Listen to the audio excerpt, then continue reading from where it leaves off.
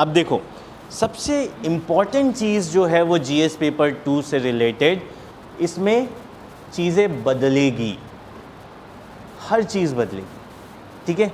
GS paper 1 की जहाँ हम बात कर रहे थे, हिस्ट्री की जहाँ हम बात कर रहे थे, वहाँ हमने क्या किया, कहाँ तक का पढ़ने का डिसाइड किया, 1947 तक का। कुछ चेंज होगा क्या? 15 अगस्त को आज़ाद हुए थे, आज भी 15 अगस्त ही कहेंगे? ऐसा तो नहीं है कि आगे जाके बोलेंगे नहीं नहीं 14 अगस्त को ही हो गए थे, नहीं, वो स्टैटिक है। History will remain as it is, but here in this paper 2 it is entirely dynamic, it is entirely dynamic, ठीक है। पल पल चेंज होगा, ठीक है। फॉर एग्जाम्पल कल एक नया कोलिशन बना, इंडिया, INDIA, है ना, कल हम बात कर रहे थे करंट अफेयर्स में उसकी, ठीक है। वो सरवाइव करेगा या नहीं करेगा? अगर वो सरवाइव कर गया, NDA को हटा दिया, तो फिर चेंजेस आ जाएंगे, ठीक है। पॉलिसीज़ गवर्नमेंट चेंज कर रही है, इम्प्रूव कर रही है। जैसे 2018 में नोटबंदी की थी, डिमोनेटाइजेशन किया था, अब फिर कर रहे हैं। पिछली बार से सबक लेकर अब क्या किया, 2000 के नोट बंद हो रहे हैं ना, पिछली बार क्या किया था मोदी जी ने, सीधे शाम में 8 बजे लाइव टीवी पे आए और बोले बंद। अब क्या किया, समझा कितनी परेशानी हुई थी उस टाइम पे, ठीक है। तो अब क्या डिसाइड किया कि 4 महीने का टाइम दे देते हैं लोगों को अपने नोट बदलवाने का।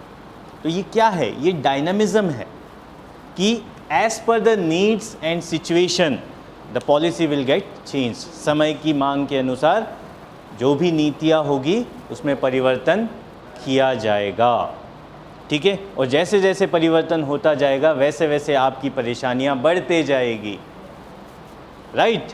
क्यों? क्योंकि पिछला भी पढ़ना है कि था क्या और अब हुआ क्या, वो भी पढ़ना है, ठीक है। तो इस पेपर को पढ़ने के लिए, इस पेपर पे कमांड करने के लिए सबसे इम्पॉर्टेंट चीज़ क्या है? Current affairs. और करंट अफेयर्स मीन्स आपका न्यूज़पेपर, आपकी मैगजीन मंथली, ठीक है। सो समझ लेना बेटा, जीएस पेपर 2 पे कमांड करनी है तो अपना न्यूज़पेपर मत छोड़ना। मैं इसीलिए बार बार कहता हूँ न्यूज़पेपर, ठीक है, न्यूज़पेपर वाले सेशन में विल डिस्कस दैट, राइट। सो ये चीज़, अब चलते हैं, ये चीज़ समझ में आ गई जीएस पेपर 2 पूरा है क्या, ठीक है। अब बात करते हैं इसकी एक एक पॉइंट्स पे, ठीक है। First thing, Indian constitution, historical underpinnings, evolution, features, amendments, significant provisions and basic structure, ठीक है। हिंदी में भी बता दिया जाए, है ना। भारतीय संविधान, ऐतिहासिक आधार, विकास, विशेषताएं, संशोधन, महत्वपूर्ण प्रावधान और बुनियादी संरचना, ठीक है। तो मैं शायद कल भी इस बात का जिक्र किया था, ठीक है, कि इंडियन कॉन्स्टिट्यूशन डेवलप हुआ है, ठीक है। हिस्टोरिकल अंडरपिनिंग्स मींस जब आप इंडियन कॉन्स्टिट्यूशन डिटेल में पढ़ोगे, ठीक है, तो वहाँ पर आप शुरू करोगे 1773 से, रेगुलेटिंग एक्ट, ठीक है, फिर पिट्स इंडिया एक्ट, फिर चार्टर एक्ट, ठीक है, फिर आ जाओगे, मैं पूरा डिटेल में तो अभी बताऊंगा नहीं, फिर आ जाओगे गवर्नमेंट ऑफ इंडिया एक्ट 1858 पे, ठीक है।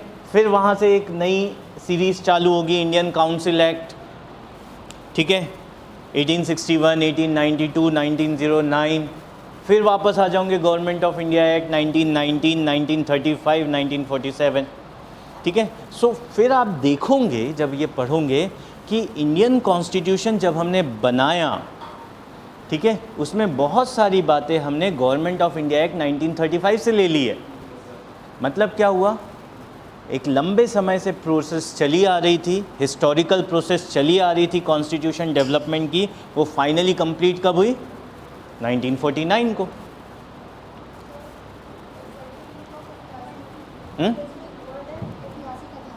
हाँ, वही बता रहा हूँ कि किस प्रकार हमारा जो संविधान है वो ऐतिहासिक रूप से विकसित हुआ है। 1773 से लेके 1949 तक किस तरीके से भारतीय संविधान अस्तित्व में आया, ये हुआ ऐतिहासिक आधार। ठीक है, फिर विकास। ठीक है, तो आधार क्या था? कल हमने स्वतंत्रता संग्राम पढ़ा। ठीक है, वही चीज़, वही गांधी के सिद्धांत, वही नेहरू के आदर्श हमने संविधान में शामिल किए। तो वो ऐतिहासिक आधार है, वो विकास का क्रम है हमारे संविधान का कि किस तरीके से भारत का संविधान इवॉल्व हुआ है। ठीक है, अगला टॉपिक क्या है उसमें? विशेषताएं। तो हमारे संविधान की विशेषताएं आपको पता है? एक आध विशेषता। Very good. सबसे बड़ा लिखित संविधान भारत का है। ठीक है, इतना बड़ा है कि तुम्हें 80 घंटे लग जाएंगे कम से कम समझने में। ठीक है, वो भी सिर्फ काम की चीज़ें पढ़ाई जाएगी तब। ठीक है, कितने आर्टिकल्स है?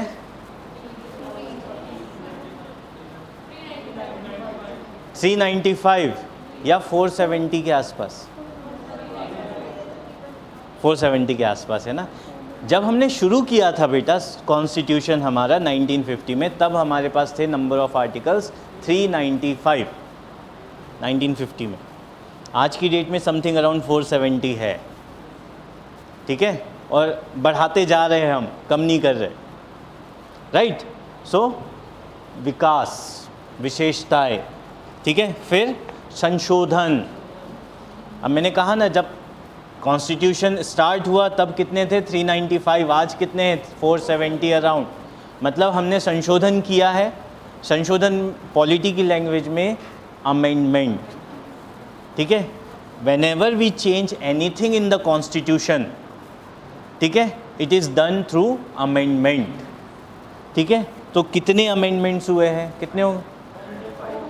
104 हो चुके, 5 हम करने वाले हैं। ठीक है, तो सारे तो नहीं पढ़ेंगे, जो इम्पोर्टेंट है।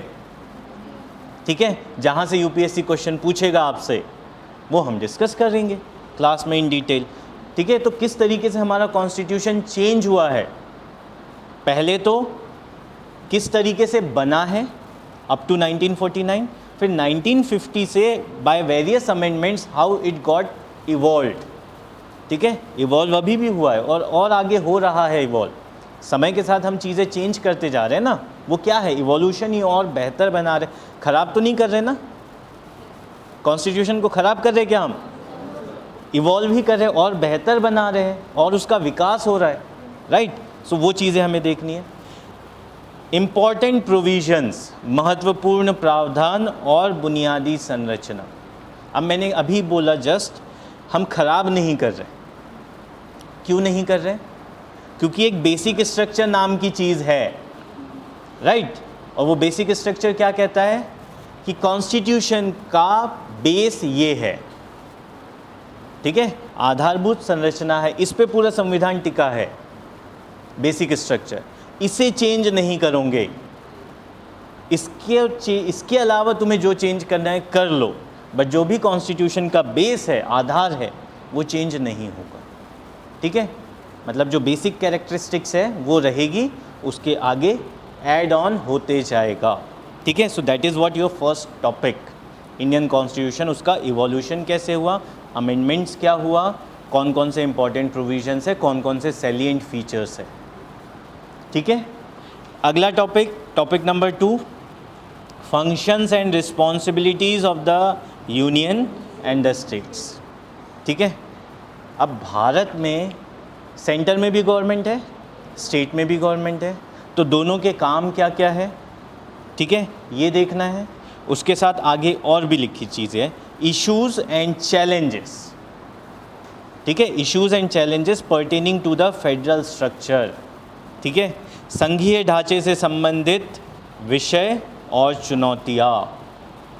ठीक है, सो इससे एक चीज़ क्या समझ में आ गई, भारत का संविधान किस तरह का संविधान है? संघीय संविधान है।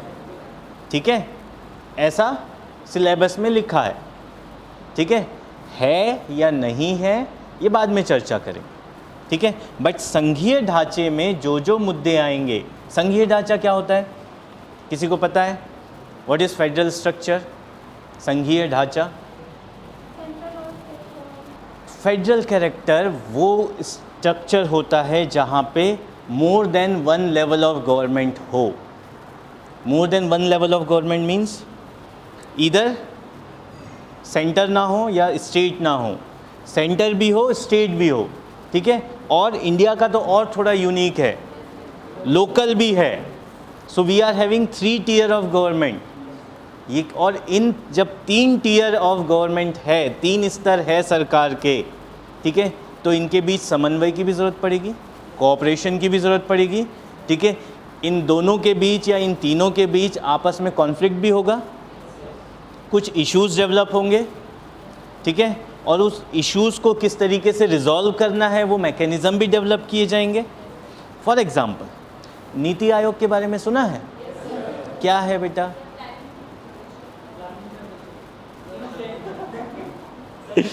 थिंक टैंक है। प्लानिंग कमीशन मत बोलना, मोदी जी नाराज़ हो जाएंगे, ठीक है। वो हटा दिया प्लानिंग कमीशन और फिर तुम अभी फिर प्लानिंग कमीशन बोल रहे हो, ठीक है।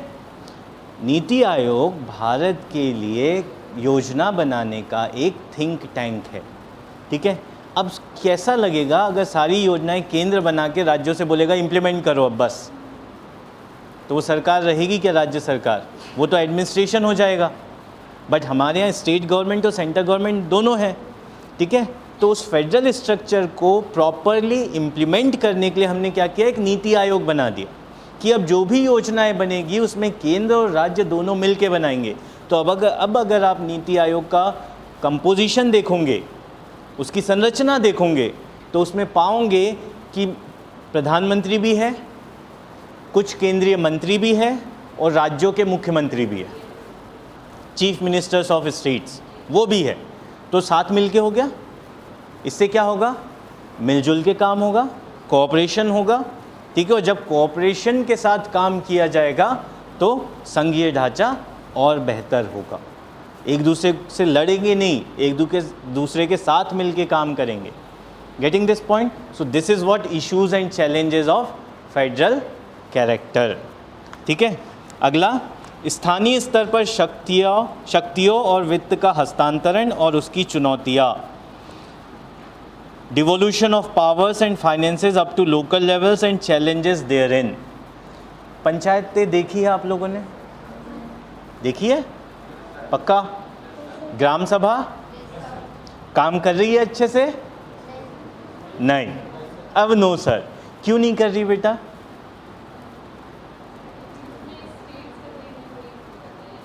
वही चीज़, फेडरल स्ट्रक्चर में तो हमने देख लिया कि सेंटर और स्टेट के बीच कोऑपरेशन करना है, बट स्टेट और लोकल लेवल के बीच भी तो चैलेंजेस होंगे, क्योंकि हमने 3rd टियर भी बना दिया ना, 3rd लेवल भी बना दिया।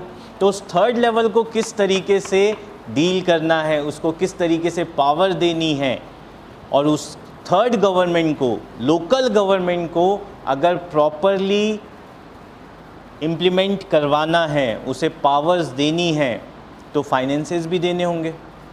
और अगर उसे फाइनेंसेस दे दिए जाए, ठीक है, तो स्टेट के फाइनेंसेस का क्या होगा, ठीक है, ये चीज़। तो ये सारी चीज़ें इस टॉपिक में आएगी, राइट। कल के न्यूज़पेपर में शायद से, if I am not wrong, editorial page के बगल में एक पेज था जिसमें WTO वाली न्यूज़ थी, चैलेंजेस रिलेटेड विथ, और नीचे एक डेटा पॉइंट करके कॉलम था, ठीक है। उस डेटा पॉइंट में कल के न्यूज़ आर्टिकल में साफ लिखा था कि जो स्टेट्स है उनका मेजर सोर्स ऑफ रेवेन्यू क्या है? सेंट्रल ग्रांट, जो केंद्र से उन्हें अनुदान मिलता है, वो उनका सबसे बड़ा आय का स्रोत है, ठीक है। और अभी आप क्या कह रहे हो कि आपको फाइनेंसेस ट्रांसफ़र करने हैं कहाँ पे? लोकल लेवल पे। उन्हें खुद सेंटर से मिल रहा है और आप कह रहे हो उन्हें लोकल लेवल पे भी दे दो, तो देना पसंद करेंगे क्या स्टेट्स? वही सारे चैलेंजेस हमें यहाँ देखने होंगे, दोनों में अंतर ये है कि बेटा जब राज्य की सरकार की बात होगी, राज्य की बात होगी, सिर्फ और सिर्फ राज्य की बात होगी, तो वहाँ पे राज्य सरकार काम करेगी। जैसे आपका स्टेट है, ठीक है, वहाँ पे क्या क्या चीज़ें प्रोवाइड करानी है, ठीक है, वो सब किसका दायित्व है? राज्य सरकार का। बट कुछ चीज़ें होगी जो पूरे भारत में एक तरह से लागू की जानी चाहिए, वो अधिकार कौन से होंगे, किसके पास होंगे? केंद्र सरकार के पास। तो वहाँ पे प्रधानमंत्री जी कार्य करेंगे और राज्य के लिए मुख्यमंत्री काम करेंगे। अलग अलग है बेटा, दोनों बहुत अलग अलग है, ठीक है।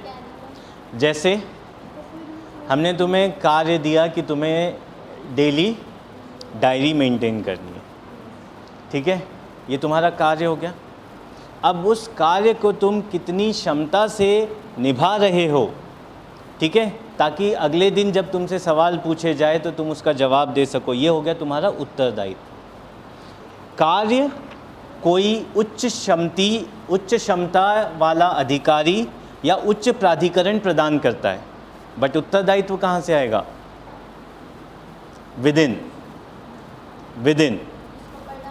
पढ़ना है नहीं पढ़ना है, कर रहा है नहीं कर रहा है, ये उत्तरदायित्व हुआ।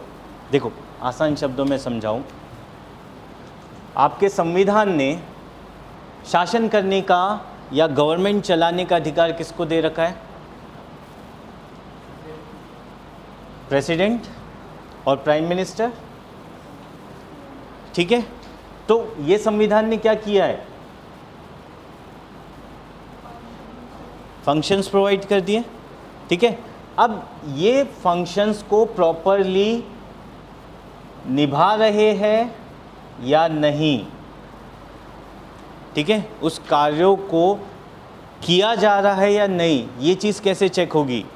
ये चीज़ उत्तरदायित्व से आएगी, रिस्पॉन्सिबिलिटी से आएगी, ठीक है। तो इसीलिए कौन कौन से उनके कार्य है और उस कार्य का कौन कौन सा उत्तरदायित्व होगा, कौन करेगा, किस तरीके से करेगा। अगर मैं क्लास में बोल दूँ, एक सिंपल सी चीज़ है, अगर मैं क्लास में बोल दूँ कि क्लास को कल एक टॉपिक प्रिपेयर करके आना है, बात ख़त्म, ठीक है। आप सोचोगे ये कर लेगी, ये सोचेगी ये कर लेगी, कार्य हो पाएगा या नहीं? तो कार्यों के साथ साथ क्या होना चाहिए? उत्तरदायित्व भी आना चाहिए कि ये काम ये बच्चा करेगा। तो दोनों अलग चीज़ है, ठीक है। बहुत सारी डिटेल में और भी बातें हैं, बट आसान शब्दों में ये चीज़।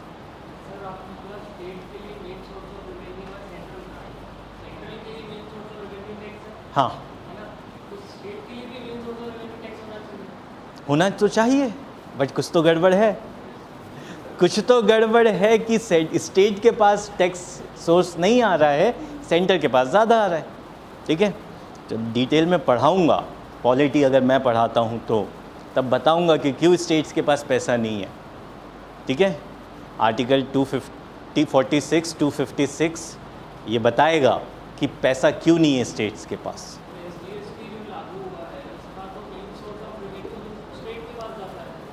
नहीं, बहुत सारी चीज़ें हैं बेटा, ठीक है, ठीक है, बहुत सारी चीज़ें हैं। वो 50-50 जा रहा है, उसमें कुछ स्टेट्स बेनिफिशियल स्टेट हो गए हैं, कुछ स्टेट्स जो कंज्यूमर स्टेट्स है वो बेनिफिट है, जो प्रोड्यूसर स्टेट्स है they are not getting benefits of GST. So उसमें भी बहुत सारी डिस्क्रिपेंसीज है। जब डिटेल में पढ़ेंगे तब समझ में आएगा कि क्यों स्टेट्स आज भी सेंटर पे डिपेंडेंट है फॉर देयर रेवेन्यूज़, ठीक है। अगला point, separation of power between various organs, dispute redressal mechanisms and institutions, ठीक है। कल हमने जिक्र किया था there are 3 organs of the state और government. What are these 3 organs?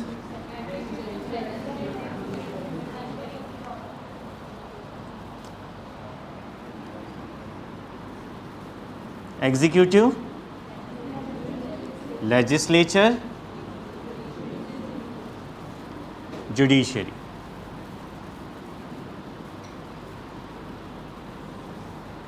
So there is separation of power. तीनों के काम अलग अलग है। अगर तीनों के काम अलग अलग कर दिए जाए तो किसी तरह का चेक हो पाएगा या नहीं हो पाएगा? अगर मैं सेपरेट ही कर दूं, that executive will do its own work legislature will do its own work, judiciary will do its own work, and no one will interfere in each other. सब अपने अपने मर्जी के राजा हो जाएंगे तीनों के तीनों. तो सेपरेशन ऑफ पावर तो है इंडिया में, बट इसके साथ साथ एक और कॉन्सेप्ट है, that is check and balance. ठीक है, तो वही चीज़ देखो, separation of power between various organs, disputes. अगर डिस्प्यूट होता है between executive legislature, how that will be resolve.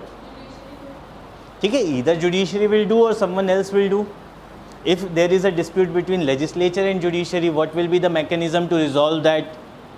ठीक है, अगर कार्यपालिका और व्यवस्थापिका के बीच में किसी तरह का टकराव होता है तो उसे सुलझाया कैसे जाएगा. न्यायपालिका यदि किसी तरह का गलत निर्णय सुनाती है तो उसे कैसे ठीक किया जाएगा. ठीक है, तो क्या है, सेपरेशन ऑफ पावर तो है, शक्ति का पृथक्करण तो है, ठीक है, किंतु साथ ही साथ संतुलन भी है. ठीक है, कि कोई भी शक्तिशाली ना हो पाए. जो गवर्नमेंट है वो यहाँ है बेटा.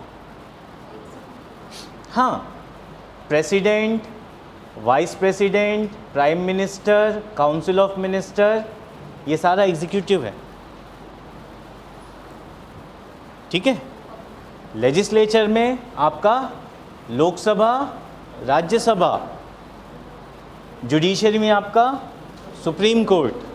ये केंद्र की बात कर रहा हूँ. जब राज्य में आ जाएंगे तो प्रेसिडेंट की जगह गवर्नर, प्राइम मिनिस्टर की जगह चीफ मिनिस्टर, स्टेट की काउंसिल ऑफ मिनिस्टर. लेजिस्लेचर में विधानसभा, विधान परिषद, जुडिशरी में हाई कोर्ट और सबऑर्डिनेट कोर्ट भी. ठीक है, तो ये तीन ऑर्गन्स है. So separation of power, point clear. Next, parliament and state legislature, sorry एक टॉपिक छूट गया, comparison of Indian constitutional scheme with that of other countries. अब ये एक टॉपिक ऐसा है बेटा जिसे नॉर्मली जो टीचर्स है वो अवॉइड कर रहे हैं, और अवॉइड करने के पीछे वजह भी थी कि यूपीएससी क्वेश्चन नहीं पूछ रहा था यहाँ से. ठीक है, बट पिछले 2-3 सालों में यहाँ से भी क्वेश्चन पूछे गए. ठीक है, so not only this Indian constitution, you have to also study from a comparative perspective. Comparative perspective in the sense, what is the difference between the powers of Indian president to that of US president. ठीक है, like last year there was a question, how the president of India and France gets elected, what are the dissimilarities between these two. India में president कैसे elect होता है और France में president कैसे elect होता है. ठीक है, तो अब यूपीएससी का इंटरेस्ट इस टॉपिक पे आ गया है, तो अब यहाँ से क्वेश्चन आ रहे हैं. Right, next is parliament and state legislature. अब यहाँ पे आ गए हम लेजिस्लेचर में. राइट, जो यूनियन की लेजिस्लेचर है उसे पार्लियामेंट कहते हैं. ठीक है, और जो स्टेट की लेजिस्लेचर है उसे राज्य विधायिका कहते हैं, उसे एक स्पेसिफिक नाम नहीं दिया है. ठीक है, अब उसमें क्या पढ़ना है हमें, स्ट्रक्चर, लेजिस्लेचर का स्ट्रक्चर क्या है, देन फंक्शनिंग क्या है, किस तरीके से वो काम करेगी. ठीक है, क्या क्या काम करेगी, किस तरीके से काम करेगी, कंडक्ट ऑफ बिजनेस. ठीक है, देन पावर्स एंड प्रिविलेजेस, कौन कौन से उनकी अधिकार होंगे, कौन कौन सी शक्तियाँ होगी, कौन कौन से विशेष अधिकार होंगे, प्रिविलेजेस. ठीक है, फिर इश्यूज़, लेजिस्लेचर में भी तो कुछ इश्यूज़ होंगे ना. राइट, सो वो सारी चीज़ें. Next topic, structure, organisation and functioning of the executive and judiciary. Judiciary और एग्जीक्यूटिव के जितने भी स्ट्रक्चर है उन सभी के फंक्शंस. ठीक है, साथ ही मिनिस्ट्रीज़, डिपार्टमेंट्स. ठीक है, pressure groups and formal and informal association and their role in the politics. ठीक है, अब याद करो लॉकडाउन से पहले जब CAA आया था, सिटीजनशिप अमेंडमेंट एक्ट, नागरिकता संशोधन अधिनियम, लोग धरने पे बैठ गए थे, ठीक है, बट कुछ हुआ क्या? वो करने की कोशिश क्या कर रहे थे? सरकार पे दबाव बनाने की कोशिश कर रहे थे। तो वो क्या थे? Pressure group. उसी प्रकार पिछले साल ही, ठीक है, किसान लोग धरने पे बैठे थे दिल्ली पंजाब बॉर्डर पे, ठीक है। नतीजा क्या हुआ? जो फार्म लॉस थे वो सरकार ने वापस ले लिए। वो भी तो दबाव समूह है ना। ये सारे जो एग्जीक्यूटिव और जुडिशरी है, ये काम कैसे करती है, मिनिस्ट्रीज़ और डिपार्टमेंट्स किस तरीके से काम करते हैं, उन पे किस तरह के दबाव होते हैं, ठीक है, किस तरह के दबाव होते हैं और उन दबावों को किस तरीके से डील किया जाता है। कई बार हम मान लेते हैं, कई बार हम नहीं मानते, ठीक है। तो वो सारी चीज़ें हमने देखी। Next, salient features of formal और इनफॉर्मल। देखो सिंपल सी चीज़ है। Formal means which are rule abided, जो फॉर्मली बना है, उसका एक चार्टर है, कुछ रूल्स के अकॉर्डिंग वो बना है, ठीक है, वो होगा फॉर्मल। और मान लो आप ही लोगों ने अपना एक ग्रुप बना लिया कि हम 10 लोग मिलके ये काम करेंगे, ठीक है, वो क्या हो गया? इनफॉर्मल हो गया, ठीक है। क्योंकि आपने किसी तरह का रिटर्न एग्रीमेंट साइन नहीं किया, ठीक है, आप अनौपचारिक रूप से एक साथ आ गए हैं, तो वो हो गया इनफॉर्मल। और जब आप रूल्स एंड रेगुलेशंस के साथ विथ लीगल डॉक्यूमेंट जब आप अपना एक ग्रुप बनाएंगे, तो वो फॉर्मल ऑर्गेनाइजेशन कहलाएगा, ठीक है, ये चीज़। Next, salient features of the representation of people's act, ठीक है, ये बहुत इंपॉर्टेंट एक्ट है बेटा। क्यों? क्योंकि इस देश में जितने भी चुनाव होते हैं, राष्ट्रपति से लेके तो सरपंच का, पार्षद का, वो इसी आरपीए के अंडर होते हैं, ठीक है। कौन चुनाव लड़ सकता है, कौन नहीं लड़ सकता, कैसे चुनाव होंगे, किस तरीके से होगा, कब वो अयोग्य होगा, वो सारी चीज़ें यहाँ पे लिखी।